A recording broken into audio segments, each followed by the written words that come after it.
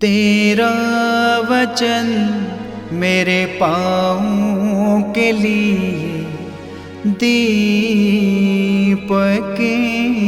है और मेरे मार्ग का उजियाला है। तेरा वचन मेरे पाँवों के लिए दीपक है। पहला पाठ फिलिपियों के नाम संत पौलुस का पत्र, उसका 3 अध्याय पद संख्या 3 से 8 तक। सच पूछिए तो खतने वाले हम हैं। हम आत्मा से प्रेरित होकर ईश्वर की उपासना करते हैं और शरीर पर नहीं बल्कि यीशु मसीह पर गौरव करते हैं। हालांकि मैं भी शरीर पर गौरव कर सकता हूँ। यदि कोई यह समझता है कि वह शरीर पर गौरव कर सकता है तो मैं और भी ऐसा कर सकता हूँ। 8वें दिन मेरा खतना हुआ था। मैं इज़राइली बेन्यामीन वंशी और इब्रानियों की इब्रानी संतान हूँ। संहिता पालन की दृष्टि से मैं फरीसी था। मेरा धर्मोत्सव ऐसा था कि मैंने कलीसिया पर अत्याचार किया।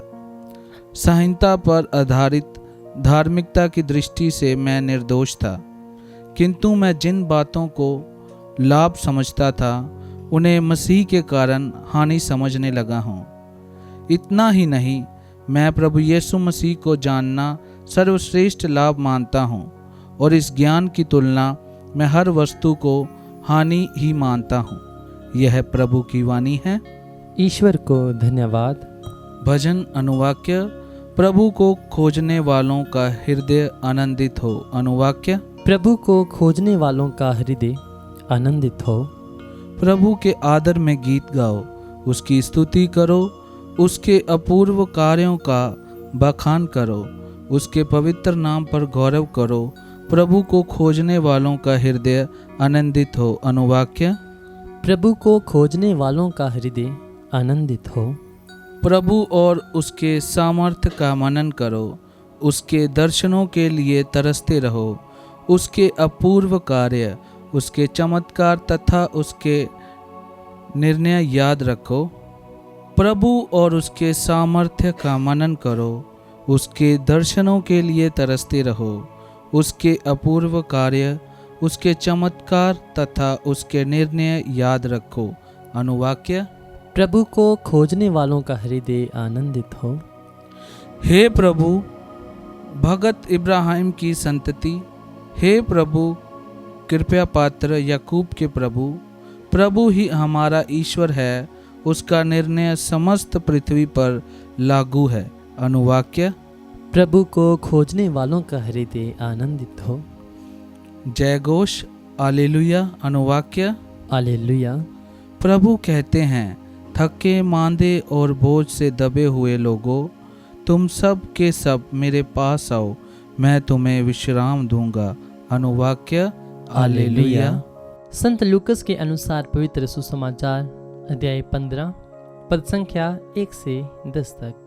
यीशु का उपदेश सुनने के लिए नाकेदार और पापी उनके पास आया करते थे। फरीसी और शास्त्री ये कहकर बुन बनाते थे, ये मनुष्य पापियों का स्वागत करता और उनके साथ खाता पीता है। इस पर यीशु ने उनको यह दृष्टांत सुनाया, यदि तुम्हारे 100 भेड़ें हों और उनमें से एक भी भटक जाए, तो तुम लोगों में ऐसा कौन होगा जो 99 भेड़ों को निर्जन प्रदेश में छोड़कर ना चला जाए और उस भटकी हुई को तब तक ना खोजता रहे जब तक वह उसे नहीं पाए। पाने पर वह आनंदित होकर उसे अपने कंधों पर रख लेता है और घर आकर अपने मित्रों और पड़ोसियों को बुलाता है और उनसे कहता है, मेरे साथ आनंद मनाओ, क्योंकि मैंने अपनी भटकी हुई भेड़ को पा लिया है। मैं तुमसे कहता हूँ, उसी प्रकार 99 धर्मियों की अपेक्षा जिन्हें पश्चाताप की आवश्यकता नहीं है, एक पश्चातापी पापी के लिए स्वर्ग में अधिक आनंद मनाया जाएगा? अथवा कौन स्त्री ऐसी होगी जिसके पास 10 सिक्के हों और उनमें से एक भी खो जाए तो बत्ती जलाकर और घर बुहार कर सावधानी से तब तक ना खोजती रहे जब तक वह उसे नहीं पाए। पाने पर वह अपनी सखियों और पड़ोसनों को बुलाकर कहती है, मेरे साथ आनंद मनाओ, क्योंकि मैंने खोया हुआ सिक्का पा लिया है। मैं तुमसे कहता हूँ, उसी प्रकार ईश्वर के दूत एक पश्चातापी पापी के लिए आनंद मनाते हैं। ये प्रभु का पवित्र सुसमाचार है। ख्रीस्त की जय।